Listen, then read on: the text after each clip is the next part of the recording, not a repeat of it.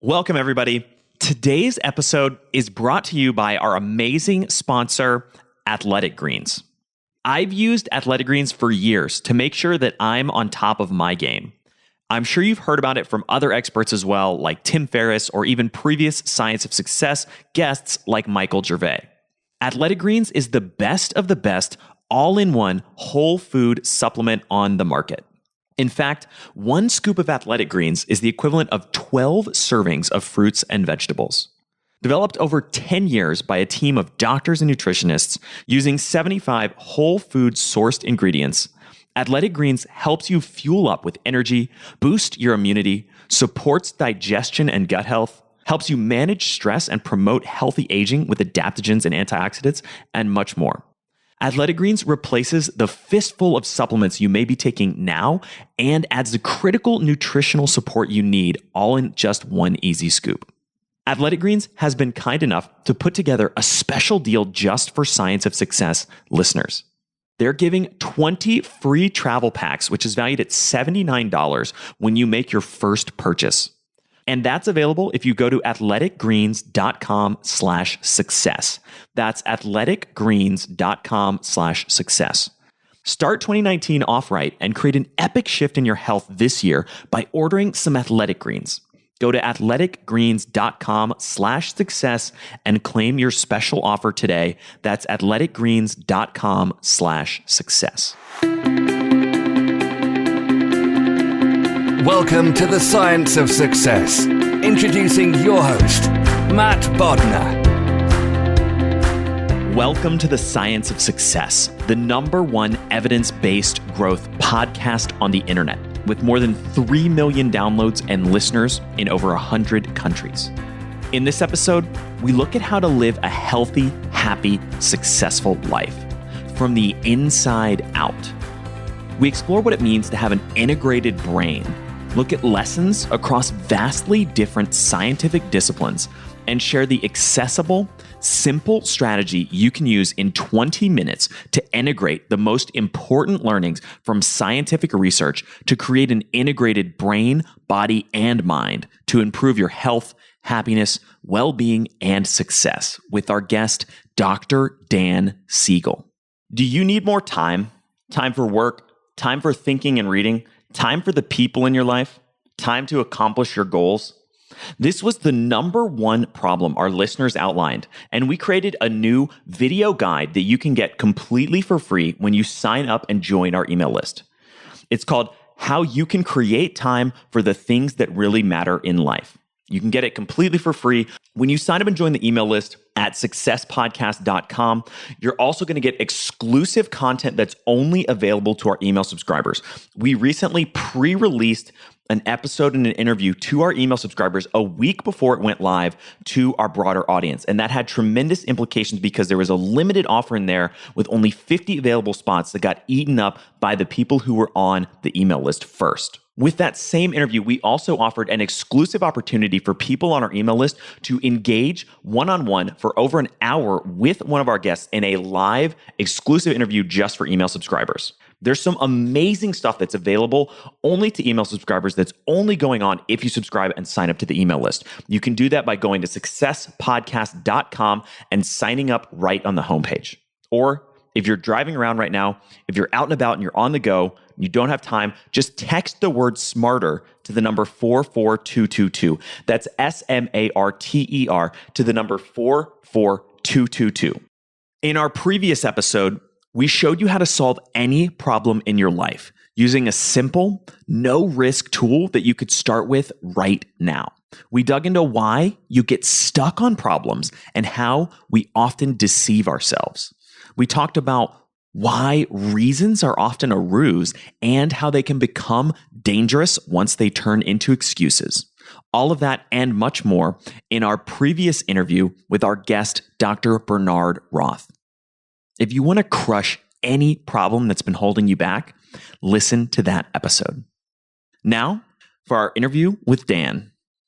Today, we have another exciting guest on the show, Dr. Dan Siegel. Dan is a clinical professor of psychiatry at the UCLA School of Medicine and the founding co-director of the Mindful Awareness Research Center at UCLA. He's a multi-best-selling author, an award-winning educator, and a distinguished fellow of the American Psychiatric Association. His work has taken him across the globe to work with individuals such as the King of Thailand, the Pope, the Dalai Lama, and more. Dan, welcome to the Science of Success. Matt, it's a pleasure to be here with you. Well, we're very excited to have you on the show today and to get into some of the fascinating stuff that you talk about. I'd love to begin and open with this idea of integration. You talk and have written and spoken a lot about the idea of integration. What does it mean to live a truly connected life?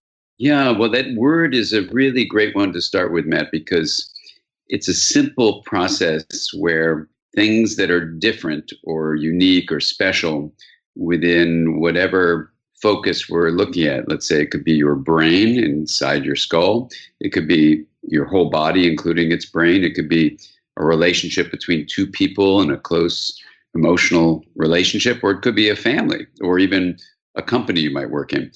Whatever the system is, the idea is different parts can be honored for their differences and then linked or connected or allowed to be having communication with one another. And this way that you maintain differences and even cultivate them, nurture them, while also establishing connections, it doesn't have a formal term in mathematics, but it's something we can call integration. And that linking of differentiated parts turns out to be the fundamental way, what's called a complex system, which is a certain kind of system, the way it optimizes its functioning, the way it has what's called self-organization. And so a complex system's optimal self-organization creates basically harmony, a kind of flexible, adaptive state of flow. And when it's in that state, we can say it's in a state of health. There's a lot of reasons over the years, in the last 25 years that I've been writing about this, to show that health, a healthy life, a successful life, a happy life, come from integration. And the science of that is absolutely fascinating. When that's not happening, you go to either chaos or you go to rigidity. It's kind of like a river. One bank is the bank of chaos, where things are completely unpredictable and overwhelming. It's kind of out of control. Or the other bank outside of this more harmonious flow of integration is the bank of rigidity, where things are completely predictable. They have this dullness to them. They're unchanging. They're, inflexible. And those two banks, it turns out, describe whether it's an individual, his or her life, or it's, family or a company or a nation or even the world. You can look at chaos and rigidity as being a sign of things not going well. They're not successfully unfolding. They're not happy. They're not healthy. Those are all impairments to integration that are revealing themselves as chaos or rigidity, and not the harmony that comes with the well-being of integration. Tell me more about this idea that a healthy, successful, happy life comes from being integrated. Well, it's such an interesting thing. When it first started emerging in the early 90s, I'm a scientist as well as a clinician. Of course, I'm a person, but also in different roles as a son, a brother, a father, a husband, all these different things I am. I started wondering across all those roles, how do you know you're successful in any of those things? What's the science of success? What's the way that you go beyond just what people might tell you, but actually think, gosh, is there a fundamental unity of what ties those together across all those roles we play in our lives? And it turns out that through a long line of deep reasoning about the various sciences, and I work in a field called interpersonal neurobiology, where we combine every discipline of science, for example, math and physics, chemistry, biology, of course, including neuroscience, genetics, medicine, things like that, psychology, sociology, linguistics, anthropology, all those scientific fields. What we do in our framework, interpersonal neurobiology, is we combine them all together. And so if you're looking at, let's say, an individual life, like I do as a psychotherapist, I bring the lens of interpersonal neurobiology into my work so that I'm offering, first of all, a definition of the mind, which is very useful to have if you're a mind therapist, and we can get into that later. But a healthy mind, basically a mind that creates success and well-being, is a mind that's creating integration within, so integration inside your body and integration between, which is integration in the relationship of the body you're born into with other people and the planet. And you can go step by step through any of those areas, the internal world and the relational world, and identify when relationships, let's say, with other people, when are they integrated, when are they not? And we can talk through the details of that, but when you just basically use this scientific framework, it's amazing how useful it is to, first of all, clarify what success and happiness really mean, and then to be able to measure it scientifically, and then also to be able to do an intervention when things aren't going well, when you're stuck on that bank of chaos or rigidity. How do you know that that's happening? And then what do you do to get yourself back into the main flow of harmony? And so that's the overall view of the relationship of integration to success and well-being. I think that this multidisciplinary approach that you have is fantastic. It's so important to approach problems from any and all angles. No academic disciplines exist in a silo. Exactly. Well, that's right. I mean, they function as silos, but when you look at the nature of reality, kind of like the old Indian fable of the blind man and the elephant, there's a whole elephant, even though a given blind man may only study one part, like the toe or the tail or the ear or something. But you're right, the whole elephant does exist, even if the blind men are separate, even if the disciplines tend to silo themselves. They shouldn't be siloed, because the reality they're trying to study actually is a non-siloed reality. Would you agree with that, Matt? Yeah, absolutely. And that's what I meant. Obviously, they exist today in many instances in silos, but it's so refreshing to see somebody whose approach is so broad and integrated and cross-disciplinary. Yes, thank you. Well, thank you. I really, really appreciate that. It's an interesting space to work in and try to really maintain, because of course, in the university life, there's a beautiful book called Consilience by E.O. Wilson, which points out how the great book. Yeah, you like that book, huh? It's the economic, psychological, and political structure of a university encourages silos and a lack of collaboration and cross-disciplinary work, and also just thinking. So it's a beautiful book. I agree with you totally. And in that approach, basically, when I used to be full-time at the university, I found it so intriguing. This is way before Wilson wrote the book, but I was living the life of what he will later write about, that when I brought a bunch of scientists together, how you could address a simple question like, what is the connection between the mind and the brain? That was the one question we were going to address. We had 40 scientists I had invited into a collective discussion about it. And there was very little agreement. And I had to try to find ultimately what Wilson would call a consilient view. I didn't have a word for it. I would just call it kind of common ground or something. What could, let's say, an anthropologist and a neuroscientist, just to use two examples, what could a neuroscientist and an anthropologist in the room use as a common ground vocabulary where the concepts and the methodologies that they use in their siloed approaches don't really overlap, but could you kind of squint your eyes in a way to see what was in common across them? And so, what I did was had these 40 scientists, and it was kind of like an emotional experience, because they were all my either teachers or friends or colleagues or whatever. And they were all in the room, and we had this one question: what's the connection between the mind and the brain? And I needed to, because they weren't getting along after the first meeting, really develop this kind of consilient attitude. It's saying, like, what if everyone is correct? What if all the blind men are correct? Could we offer like a big picture view? So you say, yes, anthropology, you're correct. The mind is a relational thing. And yes, neuroscience, you're correct.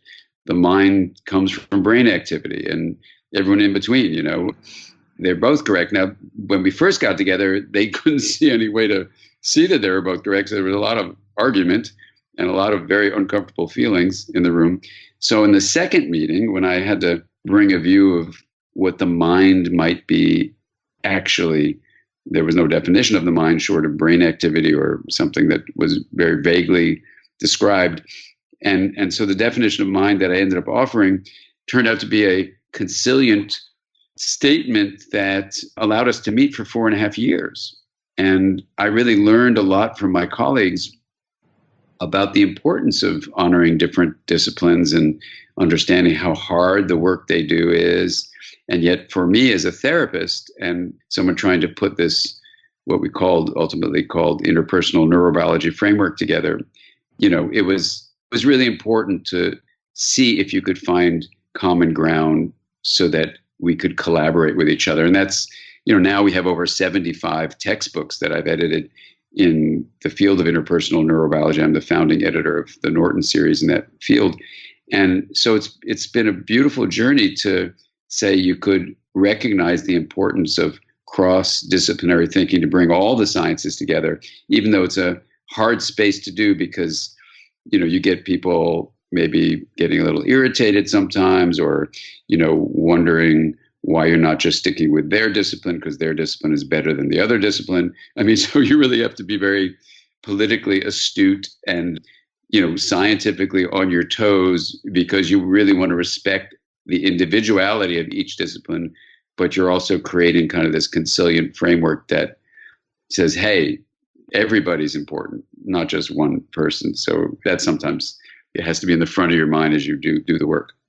There's so many different ways that we can unpack that, but one of the underlying principles that I think is really important to expound upon is this notion that the reason it's so important to have a conciliant approach is that reality is one interconnected whole. It's not, we think it's easy to divide it up into silos and disciplines and even ourselves as something separate from it. And yet when you really look at the hard science and the data and the reality of it, it's actually nearly impossible to truly separate any one thing from anything else.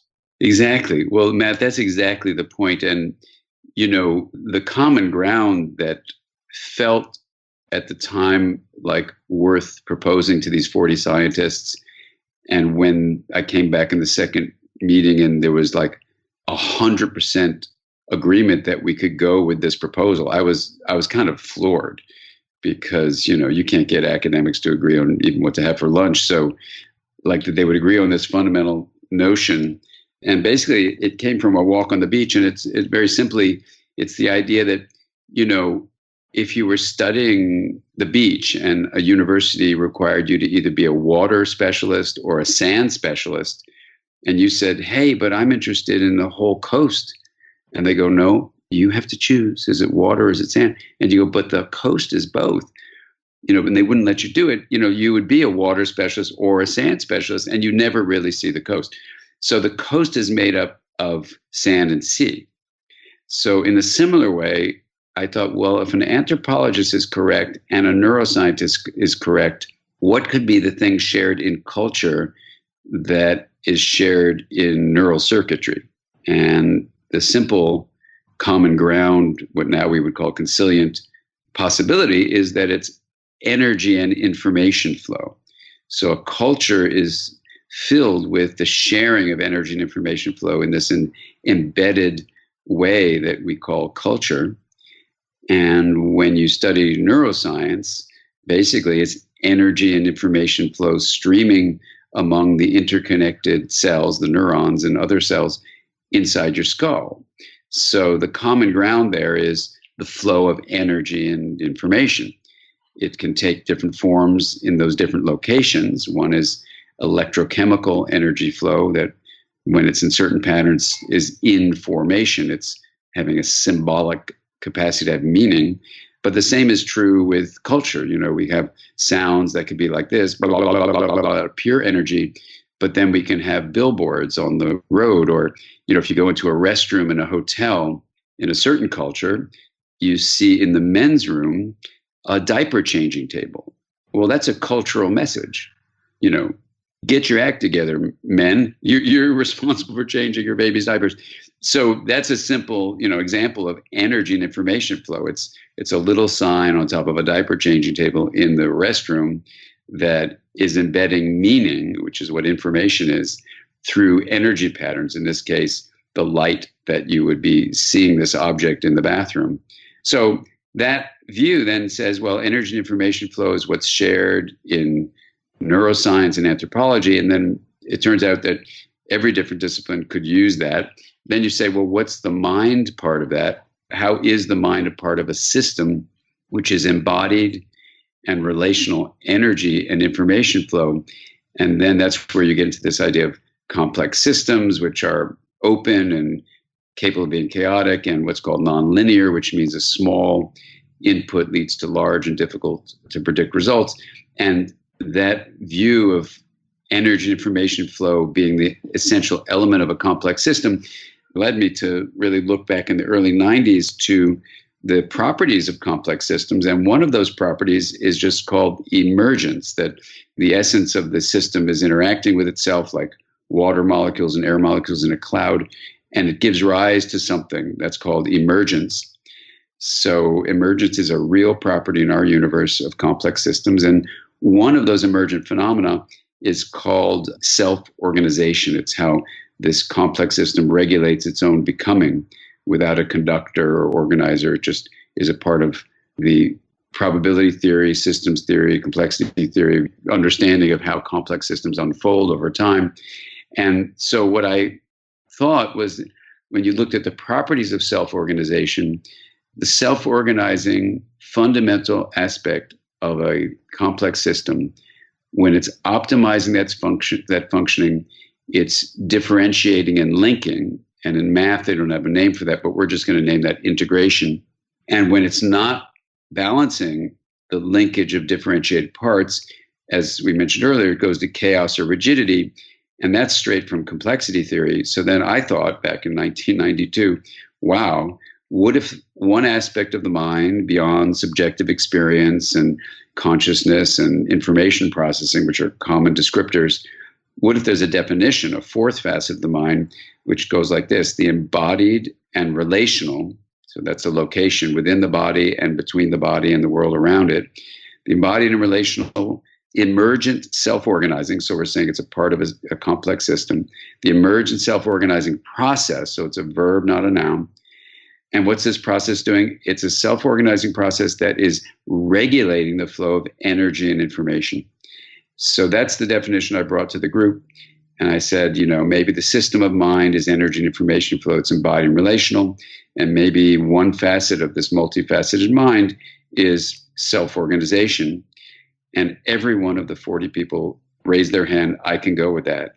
And we went on to meet for all these years. And it was absolutely fascinating that with that definition, you could then predict back in 1992 that future research, which didn't exist at the time, if it came around, would show that health emerges from integrated systems, whether that's in the brain or the whole body or relationships, and that unhealth would manifest as chaos or rigidity and would be emerging from impaired integration. And so far, every study that's ever been done, I have 16 interns work with me to revise my first textbook into its third edition. I say, find something that goes against this. And we've reviewed 3,000 articles. I'm now going through them all, so I can tell you it's a lot of work. And everything supports the notion. We wouldn't say it's proven, but supports it, that every study of the brain of someone with a major psychiatric condition has impaired integration. And every study of well-being shows that integration in the brain is the best predictor of well-being. And when you look at interventions like mindfulness practice, or these ways you train the mind to be compassionate and open and focused, I call it 3-pillar training. Those are the 3 pillars of compassion training or kind intention training, open awareness training, and focused attention training. So this 3-pillar training basically integrates the brain in exactly the ways that certain situations like trauma impair the growth of the brain. So we can go into the details, Matt, if you want, but that's just an overview to address your question, where do we go with the interdisciplinary view? And to me, it's just an incredibly exciting moment because, these hypotheses from 92, now over 25 years later, have all been supported. We can't find anything to go against it. And then you can do interventions like this thing called the wheel of awareness, where you integrate consciousness and get these really magnificent windows into not just the nature of the mind, but how to create a healthy mind and a successful life of well-being. I want to unpack a lot of these different pieces. I definitely want to dig into this idea that the mind is embodied and also relational. I want to talk about 3-pillar training. I want to talk about the wheel of awareness. Before we get into any of those, to contextualize this a little bit more, I want to hear your story about your experience in Namibia. Yeah. Wow. Well, our institute is called the Mindsight Institute. And, for years when I was in medical school in the 70s, I noticed that my teachers didn't sense the mind, and that is, they treated people like, bags of chemicals. It was very strange. And I dropped out of school for a while. And before I came back, I made up this word mindsight for how we see the mind. So you have physical sight where you see things like chemicals or the body or whatever. But then there's mindsight. It's a different system, So flash forward many years, we became very interested here at the Mindsight Institute as to whether other cultures that represent in some ways not the influence of contemporary culture, would they have words that try to communicate about the inner nature of our subjective experience, or what we're aware of. So that would be how you'd look at the insight capacity of a person to have mindsight, and then how they would use that for empathy. These are two of the three aspects of mindsight. So mindsight is insight into your own mind, empathy to understand the mind of another, and integration. The third thing is to honor differences, promote linkages. So it's basically kindness and compassion and love, really. So we went to Namibia because there was some reason to believe that genetically some of the ancestors of the group that was originally the Homo sapiens, who were the originators of all human beings, were there in Namibia. There's some other views these days, but that was the line of reasoning then. So we went to Namibia, and we went out to different tribal groups, and we had the good fortune of being able to have a translator with us, and interviewed the villagers to see if they used mindsight language. And indeed they did. And so that's why we went, and it was a really exciting thing. And if there was any way to get close to the original ancestors of all of us, we were there. And it was a beautiful thing. But one evening around the campfire, we were just hanging out with the villagers, and I asked the translator to ask one of the villagers a question, because there was a drought there, and there was a famine, and there was a lot of disease, and there was a lot of poverty, and people were appearing really, really happy. And it was kind of perplexing from a contemporary cultural view of the importance of material comfort that we associate with what we think success and happiness is. And I see a lot of miserable people with a lot of stuff here in the contemporary world. But there we were in Namibia with all these challenges to material comfort, but they seem very happy. So the translator says, "You want me to ask this guy if he's happy?" I said, "Yeah, and if he's happy, why is he happy?" And you want me to ask him why he's happy? I said, "Yeah, please." So he asked the villager the question, and the villager says to me, I will never forget. He says, in his language, and it's translated back into English for me, he says, "My people are happy because we belong. We belong to one another in our community, and we belong to Earth." And there was like this silence, and I felt incredibly grateful for the response. And then this wave of sadness came over me about just thinking about back home in the United States. And then the villager asked the translator a question, who translates it for me. And he says he wants to know, if where you come from, do you belong, and are you happy? And I thought about how much misery there is where we are. And so I said, there is a lot of experience of not belonging, and there is a lot of unhappiness, even though there's a lot of, relatively, there's food, there's not the disease you're facing, we have water.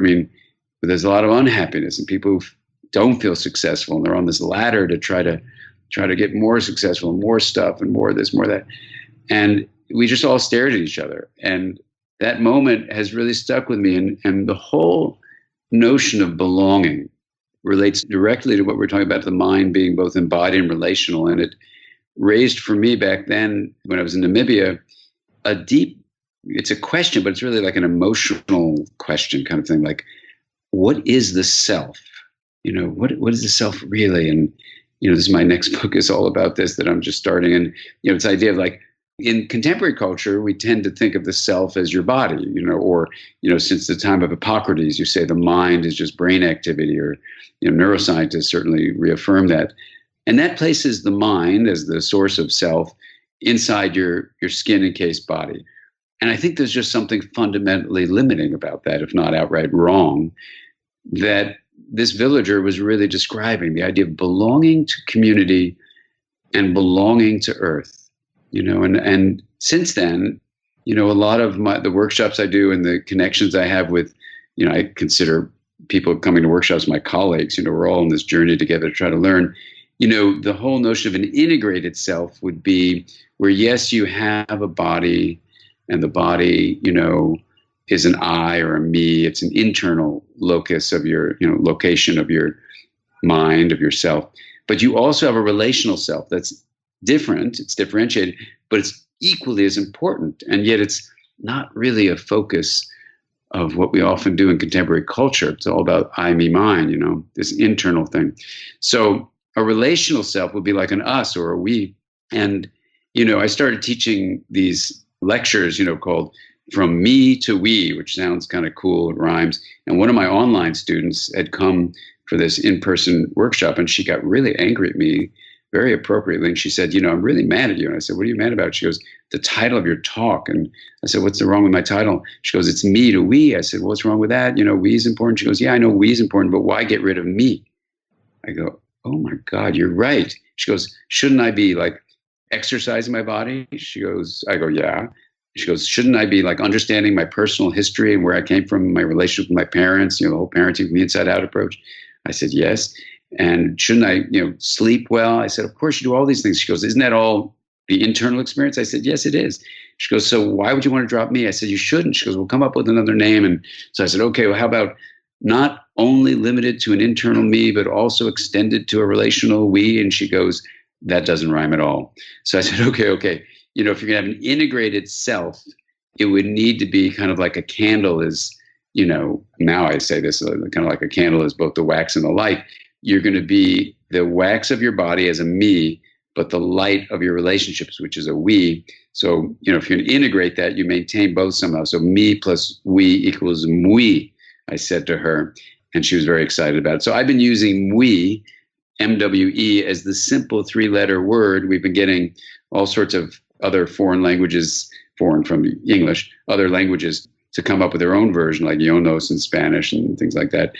And it's been fun because Mui allows you to have your internal experience, but also puts right into the word the relational identity as a we. So me plus we equals Mui. So that's what came from Namibia. I was realizing that, belonging, not just fitting in, but actually belonging where you're maintaining your me, but you really are part of a we. So you're a Mui is, I think, for me, or from we, is the way, the belonging lesson from Namibia has, come through in what I'm working on now. And clarifying this for the listeners and making sure that I understand it as well, this idea of the relational self, in a very real and scientific sense, is the notion that our minds are composed of, in one aspect, our relationships with others and with the world as well. Is that correct? Absolutely. And when you put the mind as this embodied relational emergent process that's coming from energy and information flow, then basically what you do is, with that view, you realize skull and skin don't limit that flow. So it's an artificial divide to put the mind and the self, which I think comes from the mind, to limit that by your skull or by your skin. So the system is energy and information flow, just as you're saying, Matt. It's inside your body and it is also in the energy and information flow you are sharing from the body you're born into. So you do have an internal me, for sure. We're not denying that. And you have a relationship with other people and the nature around you, which, just to make it 2 Ps, we'll call that the planet. So it's people and the planet is the connection that creates your relational self. It's really an interconnectedness. This episode of The Science of Success is brought to you by our amazing sponsor, Athletic Greens. I've used Athletic Greens for years to make sure that I'm on top of my game. I'm sure you've heard about it from other experts like Tim Ferriss or even previous Science of Success guest Michael Gervais. Athletic Greens is the best of the best, all-in-one whole food supplement on the market. Just one scoop of Athletic Greens is the equivalent of 12 servings of fruits and vegetables. It was developed over 10 years by a team of doctors and nutritionists using 75 whole food sourced ingredients. Athletic Greens helps you fuel up with energy, boosts your immunity, supports digestion and gut health, helps you manage stress and promote healthy aging, and much more. Athletic Greens was kind enough to put together a special deal just for Science of Success listeners. They are giving away 20 free travel packs, which is valued at $79 when you make your first purchase. Start 2019 off right and create an epic shift in your health by ordering some Athletic Greens today. You can do that by going to athleticgreens.com/success. That's athleticgreens.com/success to claim your special offer today. Let's dig into the 3-pillar training that you talked about before.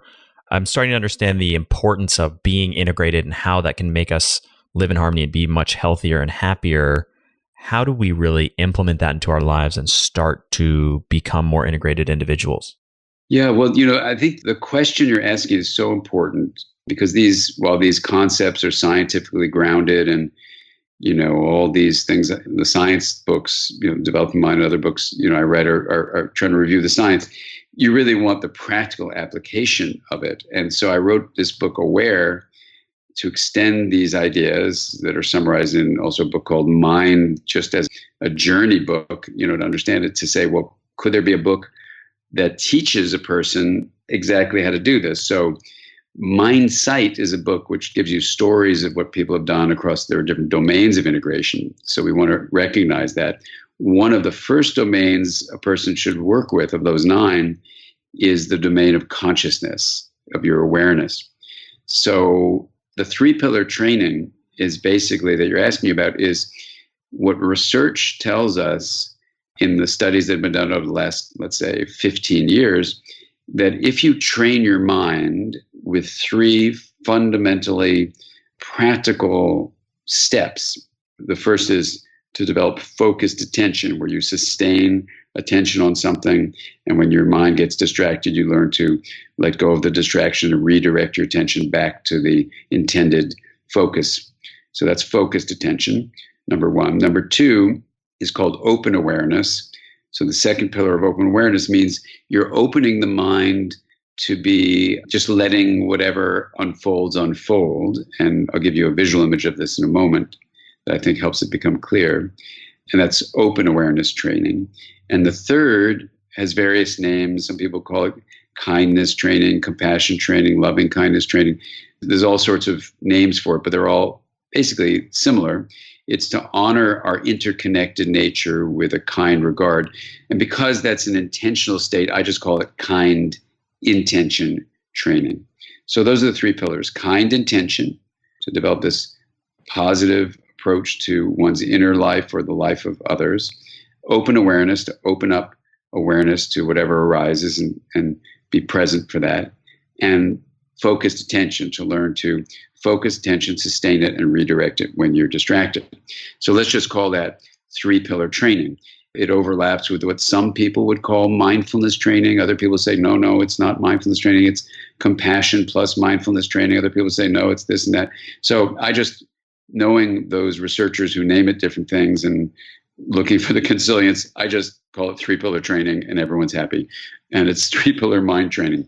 So what does the research show? The research shows, just to start with the science, that if you do 3-pillar mind training, you actually will cultivate integration in your brain. I mean, I can go through the parts of the brain that get more integrated, but basically you're going to develop what's called neuroplastic changes. Neuroplasticity is just how you change the structure inside your head, the brain, in response to experience. And you're basically directing these mind training experiences in the 3-pillar ways that integrate the brain. So that's awesome, because every form of regulation that's responsible for a successful, happy, resilient life depend on integration of the brain.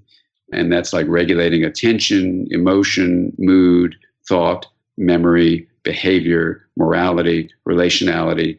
All that depends on integration of the brain. And these areas are integrated with 3-pillar practice. So that's kind of awesome. And then, you also, with 3-pillar training, in terms of health of the body and a successful health span is what it's called. Here are the 5 things that 3-pillar training has been shown to do. And these are, number 1, it reduces stress or lowers the stress hormone cortisol. That's a good thing. Number 2, it improves immune function, so you can fight off infection. That's a good thing. Number 3, it optimizes cardiovascular factors like lowering cholesterol, lowering blood pressure, improving the way the heart and the brain and the head communicate with each other. Some people call that enhanced vagal tone. It does that. That's number 3. Number 4, it reduces inflammation by changing the epigenetic regulators that sit on top of your genes that control inflammation. So that's good because inflammation can cause a lot of sometimes life-threatening illnesses. And then number 5 is the optimization of an enzyme called telomerase that is an enzyme that repairs and maintains the caps or telomeres of your chromosomes. And overall, this especially, but all of these things help you basically slow the aging process. And when I turned in the AWARE book, for review from my colleagues who do this science, one of them, Melissa Epple, who wrote a beautiful book called The Telomere Effect with the Nobel Prize winning Elizabeth Blackburn, who discovered this system. She said, Dan, you turned the book in yet for the publisher? I said, no, not yet. It's going to the printer in 2 days. What did I leave out? She goes, everything's great. The book is great, but you left out one thing. I said, oh my God, I thought I had to write another chapter. She said, no, you don't have to write another chapter. You just need to say one thing. It slows the aging process. And I said, how can I say that? This is like the world's expert in aging. She goes, because Elizabeth and I have shown that, so you should say it. So they'll see that in the book too. And the idea here, as wild as these 5 things of improving health and the brain changes, the 6th thing of integrating the brain, these are now established in some of the most rigorous peer-reviewed journals in the world in terms of science. Fortunately, I had developed years ago, before these studies were done, a practice called the Wheel of Awareness, which basically integrates consciousness by, if you can imagine a wheel, putting the knowing of consciousness, called being aware, in the hub, and all the different knowns, like your first 5 senses of hearing and seeing, etc., on the first segment, and then the interior signals of the body in the second segment, mental activities in the third, and then our interconnected relationships in the 4th segment. And you move a singular spoke around, and then you even have a chance to bend the spoke around or retract the spoke and explore the hub itself, the hub of awareness. So we've had over 1 million people stream this from our website. We give it away for free, so you can just go there, drdansiegel.com, and do it. And what's been so fascinating about it is as a scientist, I did this with my patients, and they got better over all sorts of things, and anxiety got reduced. They could deal with traumas in a better way, things like that. My students who are therapists started using it themselves, and with their clients, they started finding improvements. So then I did it systematically in a workshop setting with 10,000 people. I recorded the results and took those results and tried to find a consilient understanding of what's the science of consciousness that we could understand what the Wheel of Awareness is doing and how it might work. So in a nutshell, we can get into this, but the wheel has the 3 pillars right into it. The first 2 segments, you're doing focused attention. The 3rd segment, you do open awareness, and when you explore the hub itself. And then kind intention, you develop in the 4th segment. So it's really fascinating because it's an integration of consciousness practice that just fortunately, by good fortune, it has what individual studies of, those are usually separate: focused attention, open awareness, and kind attention training, but it's all in one practice. So it helps get some research behind the individual practices. And now I have a number of scientists who are going to systematically study it. But in a 10,000 person study, you get a view of what the experience is. And that has opened up a whole new way of thinking about the nature of mind and consciousness, and why integration is the basis of well-being in your body and in your relationships. And So anyway, that's what the 3-pillar practice is. And that's, if you said, well, what can I do to bring this into my life? You can, if you just like doing a practice like that, you can go to our website and do it. Or if you want to see the practice taught alongside the science being explored, then the book Aware teaches you how to do that.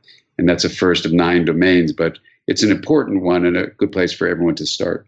And briefly, tell me a little bit about what the Wheel of Awareness, what does it actually mean or do? What is the process of going through it, and how long does it take? Yeah, so it's a table in our office that then gets turned into just a visual image. No one wanted to call it the table of awareness, so we call it a wheel. And it's an image. So for some people, like kids in school, they use it just as a drawing to know that the knowing can be in the hub, the known's on the rim. And you can just, with that knowledge, it's amazing, you begin to transform how your behavior is. So I have examples of how that happens. For adults and adolescents, what's really useful is to use it as a reflective practice. What this means is that, you can take time. It can take about 20 to 30 minutes, really. There's a shorter one that takes 7 minutes, but I wouldn't recommend starting with that because you kind of zip around the wheel. But give yourself the space to do a 20 to 30 minute practice. And what it entails is sitting down, turning off your phone, or if you're listening to my voice, you have the phone on airplane mode, but have it to our website. And then you can listen to me guide you through the steps. So you begin with the first 5 senses as you center yourself in the hub, put the spoke out to the first segment. You explore hearing, then seeing, then you let seeing go, then you go to smell, taste, and touch.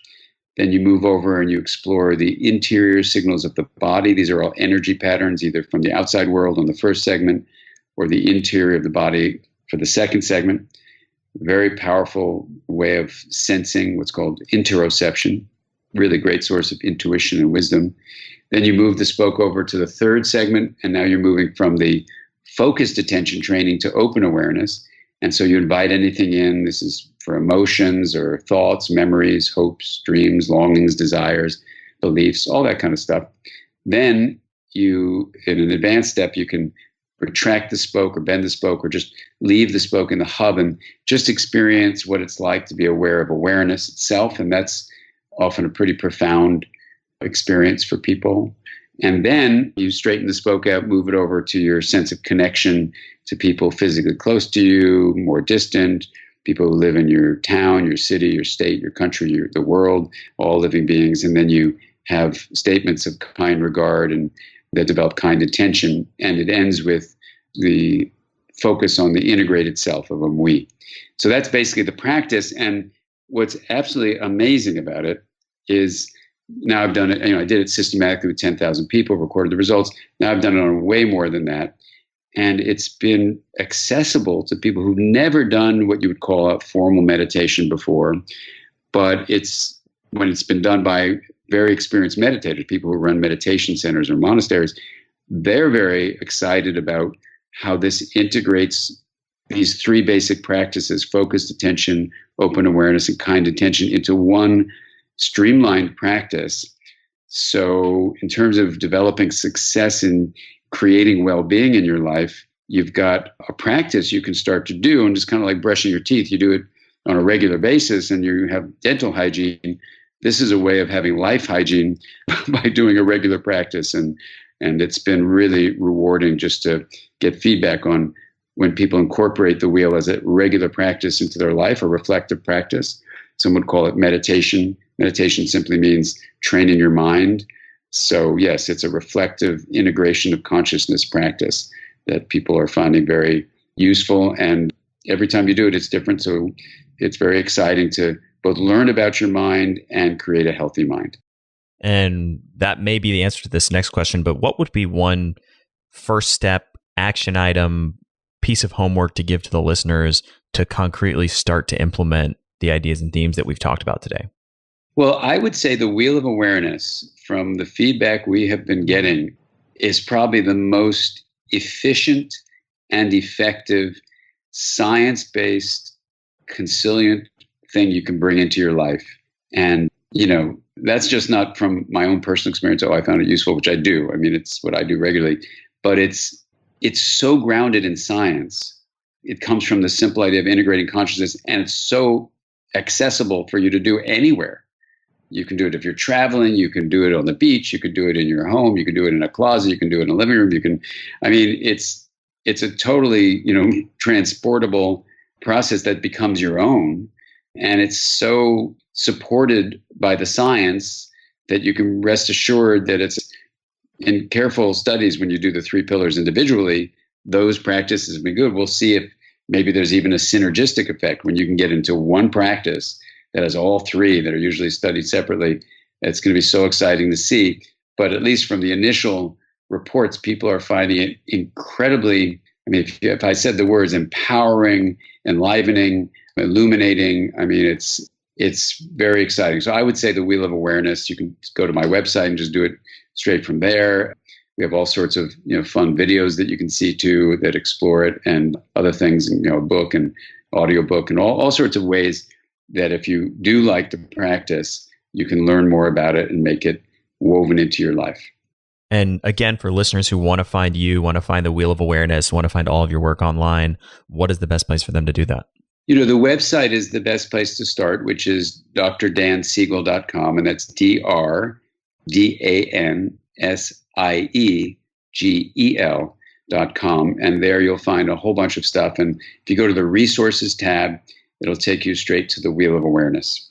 Well, Dan, thank you so much for coming on the show, sharing all of this wisdom, so much knowledge across so many academic disciplines. I love the way that you've integrated everything into such a cohesive, simple framework to be able to execute and start to implement to our lives so that we can become more integrated, whole individuals. Beautiful. Well, thank you, Matt. It's been a pleasure to be here with you, and thanks for having me on board. Thank you so much for listening to The Science of Success. We created this show to help you, our listeners, master evidence-based growth. I love hearing from listeners. If you want to reach out, share your story, or just say hi, shoot me an email. My email is matt@successpodcast.com. That's matt@successpodcast.com. I'd love to hear from you, and I read and respond to every single listener email. I'm going to give you 3 reasons why you should sign up for our email list today by going to successpodcast.com, signing up right on the homepage. There's some incredible stuff that's only available to those on the email list, so be sure to sign up, including an exclusive curated weekly email from us called Mindset Monday, which is short, simple, filled with articles, stories, things that we found interesting and fascinating in the world of evidence-based growth in the last week. Next, you're getting an exclusive chance to shape the show, including voting on guests, submitting your own personal questions that we'll ask guests on air, and much more.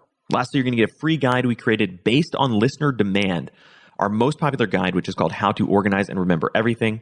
You can get it completely for free, along with another surprise bonus guide by signing up and joining the email list today. Again, you can do that at successpodcast.com, sign up right at the homepage, or if you're on the go, just text the word SMARTER, SMARTER, to the number 44222.